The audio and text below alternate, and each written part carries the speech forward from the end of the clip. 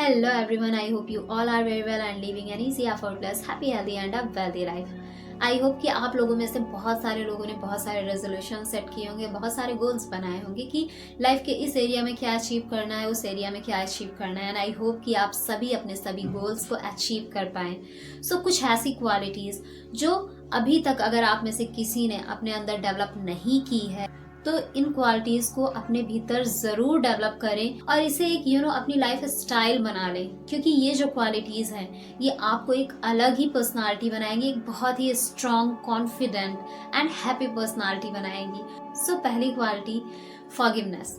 आपको माफ कर देना है, माफी मांग लेनी है। जी हाँ दोस्तों, ये बहुत जरूरी है, क्योंकि जब आप किसी को माफ नहीं करते हैं या आपसे अगर कोई गलती हुई है, आपने किसी को दुख, तकलीफ, कष्ट पहुंचाया है, तो उससे जब आप माफी नहीं मांगते हैं तो उसके जो नेगेटिव इम्पैक्ट होते हैं, जो उस समय जो नेगेटिव एनर्जी क्रिएट होती है, वो हमारे सबकॉन्शियस माइंड में स्टोर होनी शुरू हो जाती है और हमारी लाइफ हमारे सबकॉन्शियस माइंड के अकॉर्डिंग ही चल रही है। तो अगर उससे हम गंदा करके रखेंगे, उससे हम गार्बेज देते रहेंगे, तो हमारी लाइफ कैसे अच्छी हो सकती है? हमारी लाइफ भी वैसी होगी जैसे वो नेगेटिव एनर्जी हमने अपने सबकॉन्शियस को दे रखी है। सो अगर अभी तक आपने किसी ऐसे इंसान को माफ नहीं किया है या कोई ऐसा इंसिडेंट जो आपको बार बार तकलीफ दे रहा है, आपके पास के इंसिडेंट जो आपको हमेशा नेगेटिव एनर्जी देते हैं, जब भी आप उसको सोचते हैं या कोई ऐसी सिचुएशन आ जाए कि जब वो आपकी मेमोरी ट्रिगर होती है और फिर आप वैसा ही फील करना शुरू करते हैं, तो इन चीजों को अब रिलीज करने का टाइम आ गया है। अब इस न्यू ईयर ये चीज जरूर करिए कि ऐसे सभी लोग जिन्होंने आपको किसी भी तरीके से तकलीफ दी, किसी भी तरीके से कष्ट दिया, दुख पहुंचाया, हर्ट किया, उन्हें माफ कर दीजिए। और जिन्हें आपने परेशान किया, आपने दुख तकलीफ दी, उनसे माफी मांग लीजिए। सो अब ये प्रॉब्लम आ जाती है कि हम कैसे किसी को माफ करें और कैसे माफी मांगे। सामने वाला तो हमसे माफी मांग नहीं रहा है, तो हम माफ कैसे कर सकते हैं? और हम अगर माफी मांगने जाएं भी तो फिर हो सकता है कि सामने वाला हमें माफ ना करे और ज्यादा हमें हमारी बेइज्जती करे और हमें गलत समझे। तो इसके लिए आपको कहीं जाने की जरूरत नहीं है। जब वो इंसिडेंट हुआ या कुछ भी ऐसा हुआ तो आपने एनर्जेटिकली फील किया था उसे। सो आपको एनर्जेटिक लेवल पर माफ करना है, एनर्जेटिक लेवल पर माफी मांग लेनी है।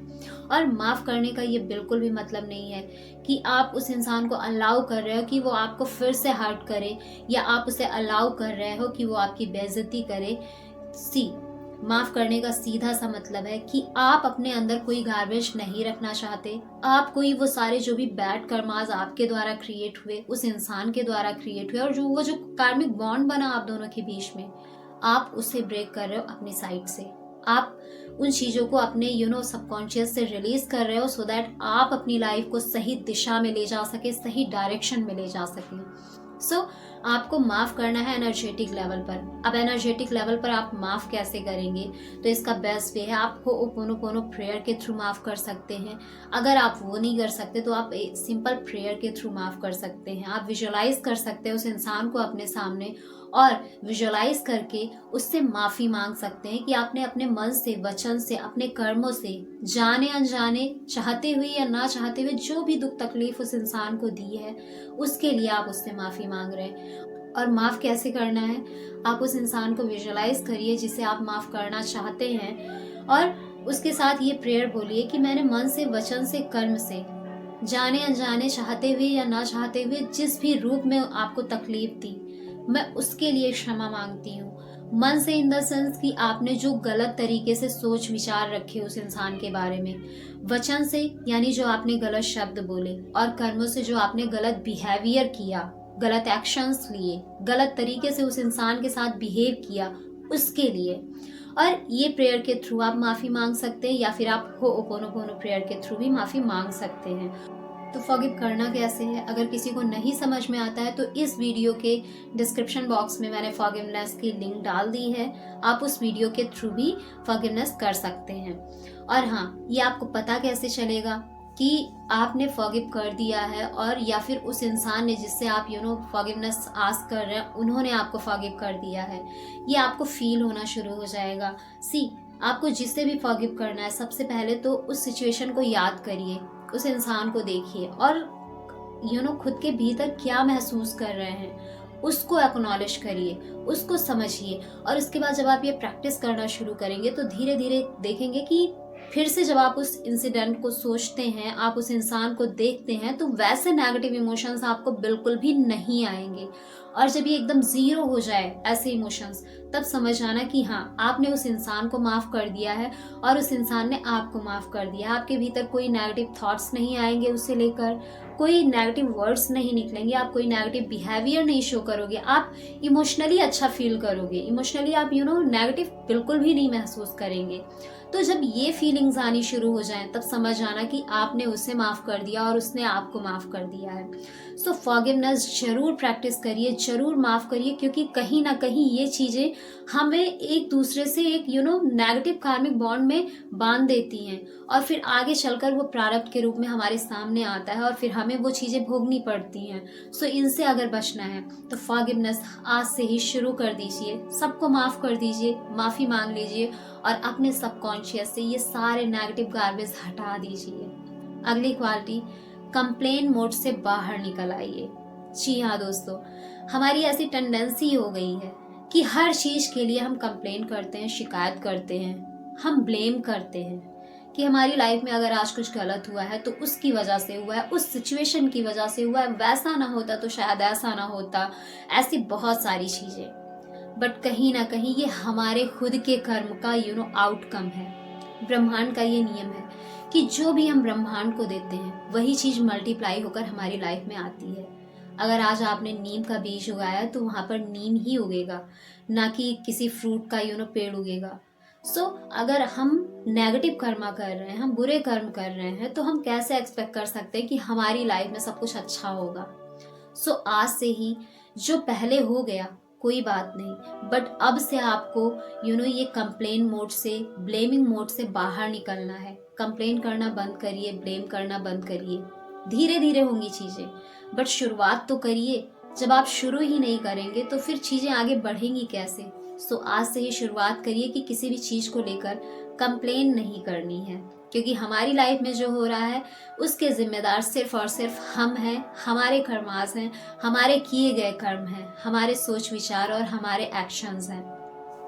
एंड नेक्स्ट, अब आपको खुद को इमोशनली स्ट्रांग बनाना है। जी हाँ दोस्तों, जब आप इमोशनली स्ट्रांग नहीं होंगे तो कोई ना कोई नेगेटिव इमोशंस आकर आपको ट्रिगर करेगा, आपको अपनी ट्रैप में लेगा और आपको आगे बढ़ने नहीं देगा। सो अब से आपको इमोशनली खुद को स्ट्रांग बनाना है। और आप बनेंगे कैसे इमोशनली स्ट्रांग? जब आप पॉजिटिव सोचेंगे। इमोशंस क्रिएट ही होते हैं हमारी थॉट से।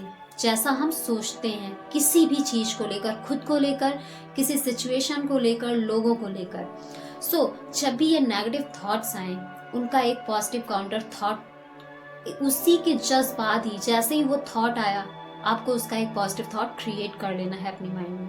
क्योंकि ये थॉट ही तो है, रियल में वैसा कुछ हो नहीं रहा है, बट स्टिल नेगेटिव थॉट्स हम क्रिएट करते जा रहे हैं, नेगेटिव स्टोरीज बनाते जा रहे हैं और फिर नेगेटिव फील कर रहे हैं और अपने सबकॉन्शियस को वो नेगेटिव गार्बेज देते जा रहे हैं। और आगे चलकर ये चीज़ें हमें पीछे पकड़कर खींच लेती हैं, कहीं भी आगे बढ़ने नहीं देती हैं। जब भी नेगेटिव थॉट आए, उसी टाइम इंस्टेंटली आपको पॉजिटिव थॉट में उसको कन्वर्ट कर देना है। इससे क्या होगा, जब आप ये करना शुरू करेंगे तो धीरे धीरे करके आपका जो थॉट प्रोसेस है वो नेगेटिव से पॉजिटिव में चेंज होना शुरू हो जाएगा। और हाँ, इसमें थोड़ा टाइम लगेगा, सो कीप पेशेंस। इससे क्या होगा, जब आप कोई भी नेगेटिव थॉट आया और उसका एक काउंटर पॉजिटिव थॉट आपने अपने ब्रेन में क्रिएट किया, तो इसे धीरे धीरे करके आपका जो ये नेगेटिव माइंडसेट है ये पॉजिटिव माइंडसेट में कन्वर्ट होना शुरू हो जाएगा। और जब ये पॉजिटिव माइंडसेट में कन्वर्ट होगा तो धीरे धीरे आपका ये जो माइंडसेट है नेगेटिव से पॉजिटिव होना शुरू हो जाएगा। आप पॉजिटिव सोच पाएंगे, पॉजिटिव बोल पाएंगे और पॉजिटिव ही महसूस करेंगे। और फिर ये पॉजिटिव इमोशंस आपके सबकॉन्शियस में क्रिएट होंगे, जो आगे चलकर आपको और ज़्यादा उत्साह देंगे, कॉन्फिडेंस से भरेंगे और आपको लाइफ में और ज़्यादा सक्सेस और ग्रोथ अचीव करने में आपकी हेल्प करेंगे। अपने थॉट प्रोसेस को भी चेंज करना है। नेक्स्ट, आपको मेडिटेशन करना शुरू कर देना चाहिए। जी हाँ दोस्तों, मेडिटेशन बहुत ज़रूरी है। ये क्या करता है, ये जो दिन भर हमारे माइंड में चैटर्स चलती रहती हैं और ये थॉट्स इतने ज़्यादा फ्रिक्वेंटली आते हैं कि हम खुद ही नहीं समझ पा रहे कि हमारे भीतर थॉट क्या आया। हमें स्ट्रेस सा होने लगता है, हम एंशियस हो जाते हैं, बिना बात के हम डरना शुरू कर देते हैं, बिना किसी रीज़न के हम बहुत ज़्यादा सैड, बहुत ज़्यादा निराश, डिसअपॉइंट फील करना शुरू कर देते हैं। और फिर सोचते हैं कि यार ऐसा सोचा क्या था, क्या हुआ कि हम ऐसा फील कर रहे हैं। ये आ रहा है थॉट से।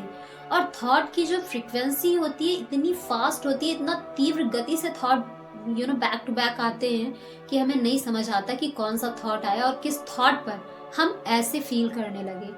और जब तक हम ये नहीं कैच करेंगे कि किस थॉट पर हमने ऐसा महसूस किया, तब तक हम उसे रिलीज नहीं कर सकते, उसे खत्म नहीं कर सकते।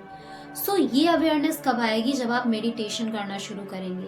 जब आप मेडिटेट करना शुरू कर देंगे तो धीरे धीरे करके जैसे ही आप हैबिचुअल होते जाएंगे, आपके ब्रेन में ये जो थॉट बहुत ज़्यादा चलते हैं, इनकी फ्रिक्वेंसी कम होती जाएगी। और जब ये धीरे धीरे कम होगी तो आप अवेयरनेस में आते जाएंगे, आप माइंडफुलनेस में रहना शुरू कर देंगे, और जिससे आप ये कैच कर पाएंगे कि किस थॉट पर आपने कैसा महसूस किया। और जब आप उस थॉट को कैच कर पाएंगे, उस कारण को कैच कर पाएंगे, तभी तो आप उसका इलाज कर पाएंगे। सो मेडिटेशन शुरू कर दीजिए, लाइफ का रूटीन बना लीजिए। भले आप 15 मिनट्स ही करें, बट मेडिटेट जरूर करें। इससे लाइफ डेफिनेटली चेंज होगी। ये जो गुस्सा आता है बात बात पर, ये जो एंगर आता है, भड़क जाते हैं लोग, इरिटेट होते हैं, परेशान होते हैं, ये सारी चीज़ें धीरे धीरे करके कम होनी शुरू हो जाएंगी। इससे आपकी पर्सनालिटी भी चेंज होगी।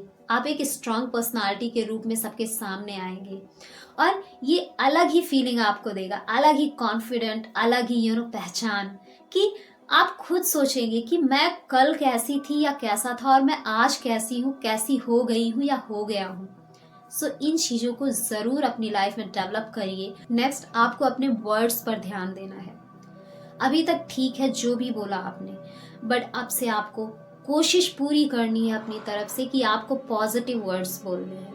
बहुत सारे नेगेटिव वर्ड्स बोल लिए, उसका इम्पैक्ट भी देख लिया, आउटकम भी देख लिया। अब थोड़ा अपने वर्ड्स को चेंज करके भी देख लेते हैं, क्योंकि वर्ड्स में ही पावर है। जब आप सोचते हैं, कैसे सोचते हैं? वर्ड्स के थ्रू। जब आप बोलते हैं, कैसे बोलते हैं? वर्ड्स के थ्रू। और ये वर्ड्स ही हैं जो हमारे भीतर इमोशंस क्रिएट करते हैं, और ये इमोशंस हैं जो हमें चलाते हैं। सो अपने वर्ड्स को पॉजिटिव करिए, अपने वर्ड्स को ऐसा बनाइए जो आपको मोटिवेशन दे, जो आपके आसपास के लोगों को मोटिवेशन दे। इससे आपका पॉजिटिव इन्फ्लुएंस दूसरों पर पड़ेगा और दूसरे लोग आपकी तरफ अट्रैक्ट होंगे। बिकॉज जब आप पॉजिटिव बोलेंगे तो आप पॉजिटिव महसूस करेंगे, और जब पॉजिटिव महसूस करेंगे तो आप पॉजिटिव फ्रिक्वेंसी में होंगे, और जब आप उस पॉजिटिव फ्रिक्वेंसी में होंगे तो वही एनर्जी आप अपने चारों तरफ स्प्रेड कर रहे होंगे। और पॉजिटिव चीज़ें किसे नहीं पसंद है, भले कितना ही नेगेटिव इंसान क्यों ना हो। अगर वो कुछ टाइम तक किसी पॉजिटिव इंसान के साथ रहना शुरू कर दे तो ऑटोमेटिकली पॉजिटिव होना शुरू हो जाता है, और उसे बहुत अच्छा लगता है। जितने भी अच्छे लोग होंगे, पॉजिटिव बोलने वाले, पॉजिटिव एक्शन लेने वाले, पॉजिटिव जिनके पास आप फील करते हैं, आप सबको अच्छा लगता होगा उनके पास बैठना, उनसे बातें करना, उनके आस पास रहना। सो जब आप पॉजिटिव वर्ड्स का यूज़ करेंगे, पॉजिटिव फ्रिक्वेंसी में होंगे, तब आप लोगों को इन्फ्लुएंस करेंगे, लोग आपकी तरफ अट्रैक्ट होंगे। सो इन सभी क्वालिटीज़ को अपनी लाइफ में ज़रूर डेवलप करिए, इम्प्लीमेंट करिए, और इसे अपनी लाइफ बना लीजिए। और फिर देखिए कि आपकी पर्सनालिटी कैसे निखर कर आती है और आप कैसा फील करते हैं। एक अलग ही लेवल होगा, एक अलग ही खुशी, आनंद और सेंस ऑफ अचीवमेंट, एक अलग ही कॉन्फिडेंस होगा। So do it and change your life, and see you in the next video. तब तक के लिए bye bye and take care. Thanks for watching.